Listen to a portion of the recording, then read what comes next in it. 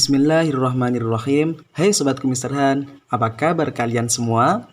Semoga baik-baik saja ya. Assalamualaikum warahmatullahi wabarakatuh. Jumpa lagi dengan saya yang namanya ada di intro awal. Kali ini saya dengan Pak Carlo, partner bicara. Kami akan membahas tentang salah satu metode yang digunakan para mufasir dalam penafsiran Al-Quran, yaitu metode tafsir tahlili atau analitik. Nah, yuk kita mulai.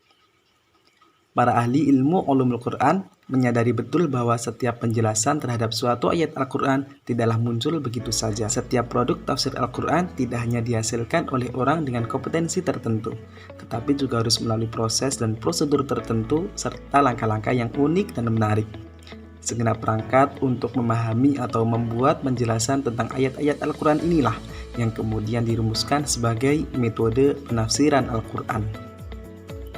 Secara umum, para ulama membagi metode tafsir menjadi 4, yaitu metode ijmali atau global, metode tahlili atau analitik, metode maudhu'i atau tematik, dan metode muqarrin atau perbandingan.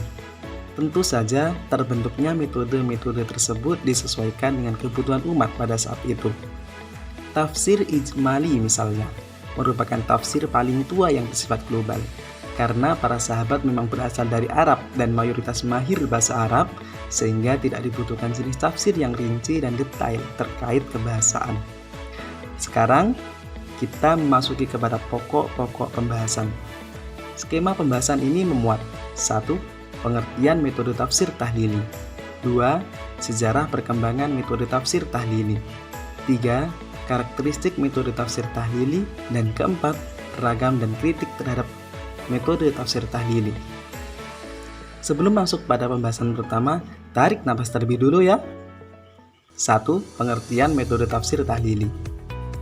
Pengertian metode secara etimologis berasal dari dua bahasa sumber, yaitu bahasa Inggris methods yang artinya jalan, cara, klasifikasi, sistem atau keteraturan, dan bahasa Yunani metodos yang artinya uraian ilmiah, hipotesa ilmiah atau metode ilmiah.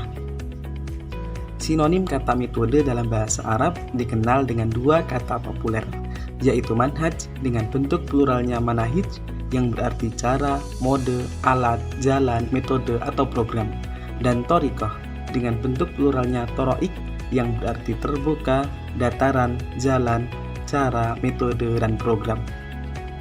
Nah, sedangkan secara terminologis, metode berarti cara yang teratur dan berpikir baik-baik untuk mencapai suatu maksud atau tujuan. Lantas, apa itu metode tafsir? Pengertian kata metode tafsir adalah seperangkat kaidah dan aturan-aturan yang harus diperhatikan oleh para mufasir agar terhindar dari kesalahan-kesalahan dan penyimpangan-penyimpangan dalam memberikan penjelasan atau menafsirkan ayat-ayat Al-Quran.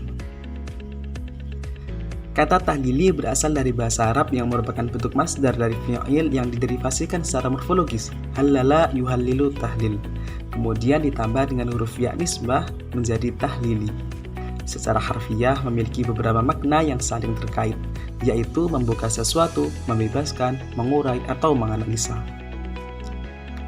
Metode tafsir tahlili atau metode tafsir analisis secara istilah dapat dipahami sebagai seperangkat prosedur penafsiran yang digunakan oleh para mufasir dalam memberikan penjelasan ayat-ayat Al-Quran dengan cara memaparkan segala aspek yang terkandung di dalamnya sesuai urutan bacaan dan susunan ayat sebagaimana tercantum di dalam Mushaf Utsmani berdasarkan keahlian, paradigma, dan kecenderungan para mufasir. Pendapat lain menyatakan metode tahlili adalah menafsirkan ayat Al-Quran sesuai dengan urutan ayat dan surat dalam mushaf, menjelaskan segala hal yang berkaitan dengan ayat seperti makna lafaz, bentuk balaghah, aspek an-nuzul, hukum, makna, dan lain-lain. Selain kata tahlili, kata tajzi'i juga digunakan untuk menyebut pengertian metode tafsir tahlili. Meskipun kata tajzi'i secara harfiah memiliki arti berbeda, yakni yang terpisah menjadi bagian-bagian. 2. Sejarah perkembangan metode tafsir tahlili. Metode tafsir tahlili muncul dengan melalui beberapa tahapan periode penafsiran. Pada fase awal Islam atau periode pertama, tafsir masih terbatas pada penjelasan kata-kata yang samar atau asing. Analisa tafsir secara kebahasaan kata dalam ayat di masa Nabi sangat jarang sekali. Masyarakat tidak membutuhkan corak tafsir seperti ini lantaran pemahaman mereka terhadap bahasa Arab yang masih murni dan belum bercampur dengan bahasa asing lainnya. Periode kedua, abad 2 Hijriah, terjadi penafsiran kebesar-besaran yang memungkinkan adanya kebutuhan tafsir secara bahasa. Hal itu menjadi kebutuhan primer, terlebih bagi orang-orang yang baru saja masuk Islam, di mana mereka tidak menyaksikan langsung proses turunnya wahyu. Periode ketiga atau awal abad ketiga Hijriah, semua ilmu keislaman dibukukan termasuk kamus-kamus bahasa seperti nahwu, shorof, mantik, dan balaghah. Maka ditulislah buku yang secara khusus menjelaskan makna kata dalam Al-Quran. Memasuki periode keempat, semua ilmu yang berkaitan dengan tafsir digabungkan secara utuh. Nah, apa saja kitab-kitab tafsir metode tahlili mulai periode keempat ini? Kitab tafsir pertama dengan metode tahlili adalah Jami' al-Bayan fi Ta'wil Al-Quran, lebih dikenal dengan Tafsir At-Tabari, karya dari Imam Abu Ja'far Muhammad bin Jarir At-Tabari, wafat 310 Hijriah. Lalu muncul kitab Al-Kasyaf wal Bayan fi Tafsir Al-Quran, lebih dikenal dengan Tafsir As-Sa'labi, karya dari Imam As-Sa'labi An-Nisaburi Asy-Syafi'i, wafat 427 Hijriah. Kemudian masa berikutnya lahirlah kitab Mu'allim At-Tanzil, lebih dikenal dengan Tafsir Al-Baghawi, yang dikarang oleh Imam Al-Baghawi, wafat 516 Hijriah. Adapun tafsir yang lebih jelas dan mendalam lagi dalam penggunaan metode tafsir tahlili yaitu Tafsir Al-Bahr Al-Muhit, lebih dikenal dengan Tafsir Ibnu Hayyan, yang ditulis oleh Ibnu Hayyan Al-Andalusi, wafat 745 Hijriah. Pembahasan ketiga, karakteristik metode tafsir tahlili. Abu Dinata menyebutkan 3 karakteristik utama yang dapat dijadikan indikator untuk mengenali bahwa suatu kitab tafsir termasuk dalam kategori menggunakan metode tafsir tahlili. 1. Mufasir menguraikan makna Al-Quran dari berbagai aspek penafsiran, seperti pengertian kosakata, ide dalam kalimat, asbab an-nuzul, munasabah ayat, serta pendapat-pendapat yang disampaikan oleh Nabi Muhammad SAW, para sahabat, para tabi'in, maupun dari sumber produk penafsiran lainnya. 2. Mufasir menarasikan penafsirannya berdasarkan struktur urutan susunan ayat dan surah, mulai dari awal sampai akhir dalam Al-Quran Mushaf Utsmani. 3. Mufasir lazimnya melakukan 5 langkah berikut ini. 1. Menerangkan munasabah ayat. 2. Menjelaskan sebab-sebab turunnya ayat. 3. Menganalisis kosakata dari sudut pandang bahasa Arab. 4. Menjelaskan makna pada setiap potongan ayat dengan menggunakan keterangan yang ada pada ayat lain, atau dengan menggunakan hadis, atau menggunakan penalaran rasional, atau berbagai teori dan disiplin ilmu sebagai sebuah pendekatan. 5. Menarik kesimpulan dari ayat yang berkenaan dengan hukum mengenai suatu masalah atau lainnya sesuai dengan kandungan ayat. Alhamdulillah, tak terasa kita sudah menyelesaikan 3 sub bahasan. Saya cukupkan sampai di sini dulu ya semuanya. Untuk selanjutnya, kelas akan dipegang oleh partner saya. Teman-teman sudah berkenalan dengannya loh di awal tadi. Ya, Kak Syifa Nurul Latifah. Jika ada pertanyaan, silakan untuk disimpan dulu ya, atau tulis di kolom komentar sebagai bahan diskusi kita bersama. Terakhir, sekarang waktunya istirahat. Sebelum materi berlanjut, yuk seduh dulu kopinya di atas meja masing-masing, jangan dibiarkan dingin, atau barangkali bisa mengusir kantuk dan rasa bosan karena banyaknya pelajaran hari ini. Jangan lupa like, komen, dan subscribe channel ini ya. Sekian dan terima kasih. Baik teman-teman, saya rasa sudah cukup istirahatnya. Mari kita lanjut ke materi yang keempat, yaitu ragam dan kritik terhadap metode tafsir tahlili. Dari segi pendekatan, tafsir tahlili dibagi menjadi 2, yaitu tafsir bil ma'sur dan tafsir bil ra'i. Tafsir bil ma'sur adalah sebuah bentuk penafsiran yang berdasarkan ayat Al-Quran, hadis Nabi, pendapat sahabat atau tabi'in.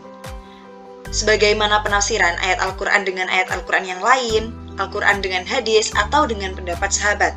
Contohnya apa? Contohnya adalah dalam Quran Surat Al-Baqarah ayat 2, disebutkan kata Al-Muttaqin yang kemudian ditafsirkan oleh 3 ayat setelahnya. Kemudian, untuk tafsir biroi atau tafsir hasil ijtihad adalah sebuah bentuk penafsiran yang bertitik tolak dari pendapat atau ijtihad akal para mufasir, tidak didasarkan pada riwayat sebagaimana tafsir bil ma'sur. Quraisyah berkata bahwa pengistilahan tafsir biroi adalah untuk menggambarkan tafsir yang berkembang sesudah masa sahabat dan para tabi'in. Kemudian, seiring berjalannya waktu, tafsir tahlili berkembang menjadi beberapa bagian. Yang pertama ada tafsir sufi, yaitu tafsir yang menjelaskan maksud ayat Al-Quran berdasarkan isyarat-isyarat tersirat yang tampak dari seorang sufi. Yang kedua adalah tafsir falsafi, yaitu penafsiran ayat Al-Quran berdasarkan pendekatan filosofis. Dan yang ketiga adalah tafsir fikih, yaitu kecenderungan mufasir pada hukum-hukum dari ayat yang ditafsirkan.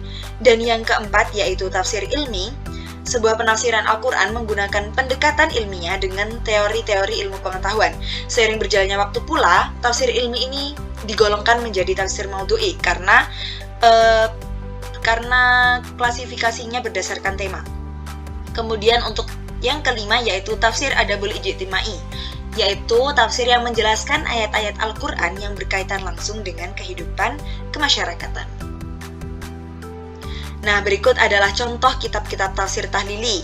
Yang pertama yaitu kitab Jami'ul Bayan fi Ta'wilil Quran, karya Abu Ja'far at-Tabari, biasa kita kenal dengan tafsir at-Tabari.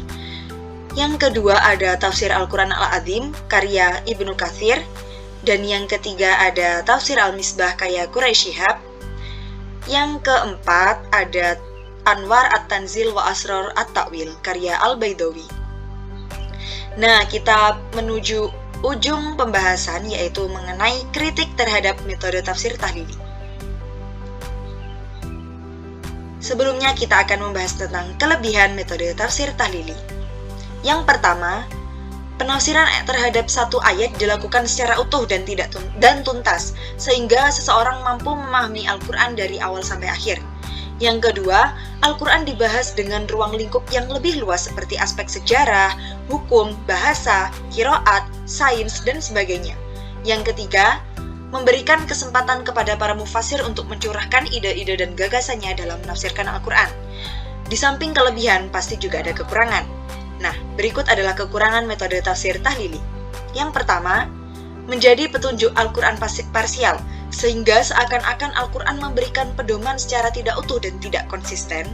Yang kedua, melahirkan penafsir yang subjektif, karena metode ini memberikan peluang kepada mufasir untuk menuangkan segala pemikirannya.